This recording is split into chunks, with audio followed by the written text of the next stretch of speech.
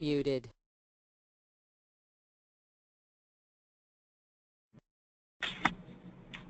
Welcome to our third quarterly call for 2016. I will be filling in for Justin today. This is Carly. We have muted all the phone lines.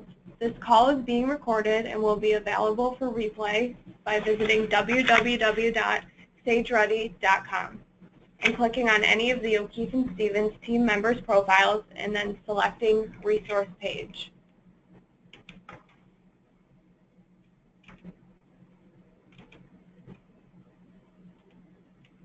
Before we get started, we must remind you that the purpose of today's call is educational and that the material presented is publicly available information from sources believed to be reliable. The information in these materials may change at any time and without notice. Furthermore, this presentation is not intended to provide specific advice to any individual's personal circumstances. You should consult with your accountant, attorney, or financial advisor based on your own individual situation. This call is available for replay on the O'Keefe & Stevens resource page, which can be found at the Sage Ready website. Please contact us if you would like a link to the recording of the call or any of our previous calls.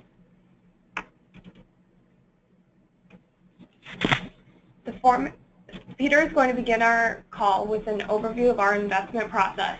During the past year, our team has been writing down our investment beliefs and process so we can share them with you. This document is the guide to our investment selection, and our thought is we will share bits and pieces of the document with you over these calls and through our quarterly newsletter, The Value Connection. Today, Peter will be covering the 6 steps we follow when purchasing or selling an investment. Next, we'll talk a little bit about the current market situation, and we'll talk about behavior, which is one major thing we have control over as investors. Then we will get into a review of four of our investments. This past quarter, we exited our position in Post Properties. We'll talk about that decision and describe the investment as it related to our 6-step process. Then we'll cover 2 investments, Investor AB and Fannie Mae Preferred Stock, and finally we'll give a brief update on NVIDIA, which we continue to hold. Finally, we will turn off the recording and open up the lines at the end of the call to answer your questions. We did receive 1 question prior to our call, and you can type questions into the message box during the talk. We will answer these questions first and then move on to an open question and answer format.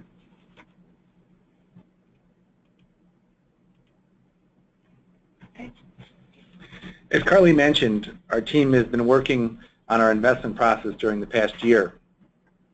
As advisors, our job is to invest your money, and we recognize that there's many interpretations of what an investment is depending on who you ask. Our thought is to share our beliefs with you so you have a better understanding of how we're investing your money. The first step we take is generating our ideas. Basically, this is where we become aware of investments through reading reports, articles, or listening to conference calls. Our typical source for new information includes other like-minded investors and investment publications such as Morningstar, Guru Focus, Barron's, and the Wall Street Journal. Some of the investors who we follow are value investors such as Howard Marks, Bruce Berkowitz, Warren Buffett, Marty Whitman, and many others. Guru Focus is a website that we subscribe to that allows us to see what other great value investors are buying and selling and compiles all sorts of meaningful data of the companies we're learning about. Our next step is to become more familiar with the business. We look at the management, the finances, and the other investors who own the company. We document these findings to keep track of our thought process for each investment and specific reasons why we want to own it and what the risks are with ownership. We also have an investment checklist, and this is a list of about 30 questions where we ask about each company before we add it to our recommended list. This list is ever evolving, and the purpose of this is to help us reduce errors in our evaluation of an investment. The more investments we make over the years, the more specific the list should become. Investments that are approved are then added to our buy list, and this list of investments we maintain is our guide for decisions on where to place money when funds become available for investment. These are investments that we hopefully are intimately familiar with and would feel comfortable adding to our investment portfolio if it's at the right price. The last steps are ones that you're most familiar with because they involve you more directly. When we've identified clients where the investment would be appropriate, we draft recommendations to purchase the investment for your accounts. You've seen these spreadsheets that list the buy and sell recommendations in our meetings. We either make phone calls to you or and receive approval, or we discuss them in person. Because verbal authorization is required for each trade that we make, this process can sometimes take weeks to complete. The ongoing step in this process is to determine whether or not we want to continue to buy, sell, or hold the investments. So we monitor our investments by reading the quarterly reports and annual reports, and we listen to quarterly calls with management. And we look for articles on the business as well to stay current with what other opinions are of other fellow investors. This process is repeatable and documented in every investment we make. So the purpose in doing this is to continue to learn as we invest in hopes of sharing these ideas that will increase both your knowledge and your confidence in our process. Carly? Thanks, Peter. The investment process has been a lot of work and time well spent as a team. The more clear we are on our process for selecting investments before we purchase them, the less likely errors will be, and the more likely all of us are to have confidence in what we own. The slide we have on the screen shows a clip from the front page of the August 11th Wall Street Journal. The headline that day read, "U.S. stocks notch a record trifecta. For the first time since dot-com boom was in full swing, Dow Industrials, S&P 500, and NASDAQ Composite all reach highs on the same day." The images indicate the advances of these three major U.S. indices since 1999. The Dow is up 62% since December 31st, 1999. The S&P is up 49%, and the NASDAQ Composite is up 28%. The article goes on to summarize that investors are making investments into stocks because of the low yields of government bonds. In fact, if we looked at where the 10-year Treasury was then versus now, we'd see a huge difference. It was 6.45% on December 31st, 1999, and today we're at 1.58% for the 10-year Treasury. As most of you know by now, paying too high of a price is something we try not to do when investing.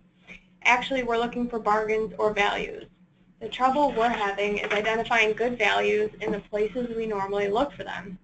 Our solution is to avoid paying too high a price for our investments. We're doing that today in a couple of different ways. One, we're comfortable holding on to more cash. And two, we're willing to look for bargains where other investors might not go. When we cover the investment in Fannie Mae preferred stock, you'll see what we mean. Having a cash position in the portfolio allows us the flexibility to enter the market at lower points in the future. Already this year, we've had 2 episodes of significant volatility.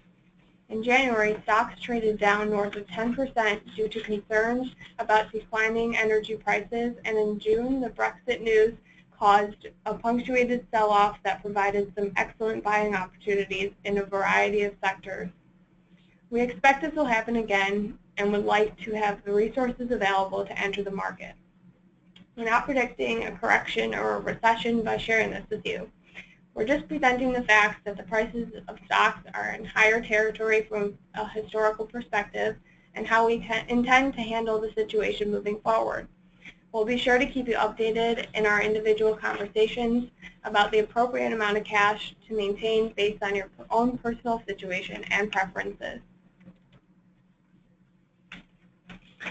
Now we'd like to look at some of the investments that we plan on highlighting for this meeting. The first one is in Post Properties. Post owns an extensive portfolio of high-end apartments in various communities in several East Coast and Southern markets, such as Atlanta, Washington, D.C., Charlotte, and Dallas. We began purchasing Post in late December of 2013.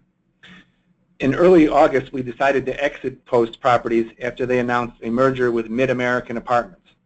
Given our limited knowledge of Mid-America and the premium valuation that was given to Post, we thought it would be most prudent to exit the position. Next, I'd like to talk about Investor AB. During this quarter, we've been building a position in Investor AB. This is a company that we've been aware of for many years. We love the management of the business, and in June, we were provided with an opportunity to purchase the company at a discount to the company's net asset value. The drop in price was specifically related to the Britex news, and our feeling was it was a great opportunity to purchase strong European business with a fantastic operating history at a discounted price.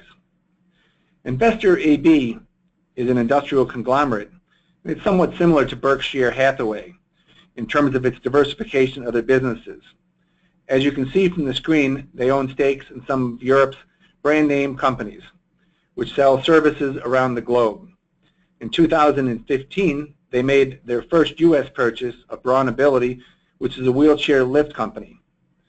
The business has three segments: publicly traded entities, wholly owned subsidiaries like Braun Ability, and private equity investments through a company they founded, EQT. The business is run by the Wallenberg family of Sweden and is in its 100th year of operation. And the company has grown their net asset value by 9% annualized during the past century. Looking at that from a per share perspective, the owner of stock has averaged a 12% annualized return since 1919. That rate of return assumes dividends were reinvested, and the company has had healthy increases, a healthy increase history. Today, the stock pays an 84-cent dividend, which is approximately 2.4%, and their stated objectives in their 2015 annual report are as follows: to grow the net asset value of the company, to operate efficiently, and to pay a steadily rising dividend.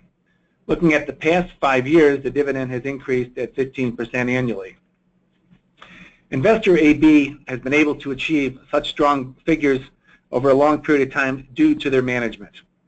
They take a very long-term perspective and have active ownership in all the companies they own. In fact, they have board seats in all of the public companies they own in their portfolio. The company is focused on social responsibility and innovation. I encourage you to visit their website and watch some of their videos. They often refer to a quote from their founder of the business, Marcus Wallenberg, and that is, to move from the old to what is about to come. That is the only tradition worth keeping. The next investment we'd like to cover is Federal National Mortgage Association, also known as Fannie Mae. Fannie Mae is a special situation, and we initiated a holding that we thought would not likely follow the overall market. Instead, the return on this investment is largely dependent on the outcome of several court cases against the U.S. Treasury. Fannie Mae is one of the best businesses in America. The company is a government-sponsored entity and is responsible for providing liquidity to the U.S. mortgage market. Basically, Fannie Mae makes it possible for people like us to get low-cost mortgages. The company has an important function in the U.S. economy, and it's unlikely that the business will cease to exist because our nation has become reliant on this access to affordable home financing. Due to the relaxed business underwriting standards that led up to the financial crisis in 2008, Fannie Mae was on the brink of failure and needed government intervention. The U.S. Treasury Department stepped in with a bailout of $188 billion in a special senior preferred stock in 2008. The Treasury agreed to act as conservator to this organization and bring it back to profitability and strong finances. In the meantime, Fannie Mae has successfully recovered approximately $20 billion from the banks whose weak underwriting standards put them in this situation. So, 8 years later, where are we? Fannie Mae has repaid $243 billion to the U.S. Treasury. However, the Treasury continues to act as conservator. And it's interesting that the terms of the conservatorship were changed on August 17th of 2012 by enacting what we call a net worth sweep on Fannie Mae. This means that the Treasury is sweeping all the profits from the business, leaving just enough capital to continue the operations for the company. Something isn't right in this situation, and the stockholders have been asking and probing for questions. To date, the Treasury Department and the executive branch have been reluctant to release much information detailing the relationship of the conservatorship and the purpose of the net worth sweep. There now are several lawsuits being led by shareholder groups that demand the release of the information. Meanwhile, the preferred stock is trading at a significant discount to its $25 per par value. the Series J preferred, which was issued in 2017 at $25 par value with a 7.625% dividend. If the dividend is reinstated, the 7.625% on the share price would be equivalent to $1.91, and at the $4 price, that represents a 47% return. Needless to say, the share price would likely rise dramatically if the dividend is reinstated.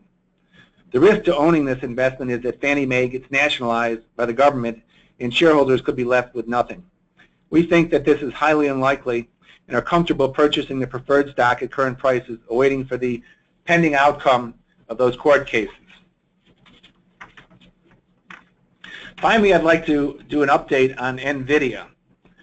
As we discussed in June, NVIDIA is the world leader in visual computing. At the time, we discussed our plans to revisit NVIDIA's situation because the valuation of the price had risen over 40% from year-end through May. During the 3 years that we've owned NVIDIA, it has transformed itself from a gaming and professional visualization company, and in addition to a leader in the fields of data center and automotive, where visual computing is both essential and valued. Innovation is at NVIDIA's core. The company has invested over $1.3 billion in research and development in each of the last 3 years. Over 6,500 of the company's 9,300 employees are engaged in research and development. As a result of the research and development efforts, the company has released numerous new products this past year, which should drive growth moving forward. We made the decision not to reduce the size of our NVIDIA holdings. Since that point, NVIDIA has continued its strong performance, rising over 30%. Most aspects of NVIDIA's financials have improved dramatically over the past year. For example, if we look simply at revenues, in the third quarter of last year, revenues grew by 6%. In the fourth quarter, they grew by 12%. In the first quarter of this year, by 13.3%. And in the second quarter, which was just released in August, the company's revenues grew by 24%. The company's guidance to analysts calls for revenue growth over 25% in the third quarter. Now, two areas that offered a significant revenue growth are both the data centers and automotive sectors. And during the first 2 quarters of this year, it's been as follows. The data centers business grew by 63% in the first quarter and 110% in the second quarter. In automotive, they grew by 47% in the first quarter and 67% in the second quarter. Currently, the data centers represent about 10% of the company's revenue and automotive 8%. So they're not significant, but clearly that is changing.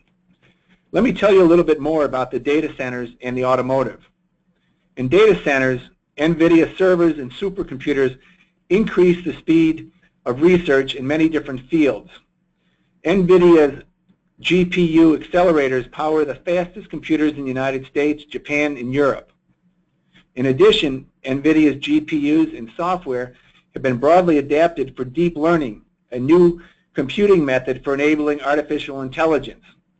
Deep learning enables computers to learn from themselves and to perform tasks like recognizing images, text, and speech, and in some cases better than humans. The automotive market has grown tremendously as the car itself has become a powerful computer. Cars will feature a multitude of devices led by sophisticated software algorithms.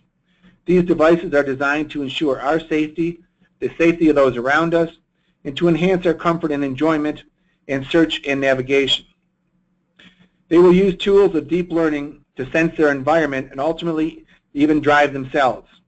NVIDIA's products are in more than 10,000 cars on the road today, powering infotainment, navigation, and virtual cockpit systems from a broad range of automakers. While NVIDIA is certainly not inexpensive today by many of the metrics we use for our valuation, we continue to plan to hold the shares as NVIDIA appears to be in the early stages of several growth opportunities.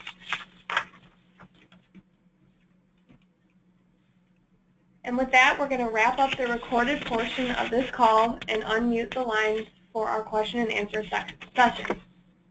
Thank you for tuning in to the O'Keefe & Stevens team third quarterly call for 2016. This concludes the September 7th, 2016 O'Keefe and Stevens Team Quarterly Update Call. This call will be archived in our library and can be requested by emailing any member of our team.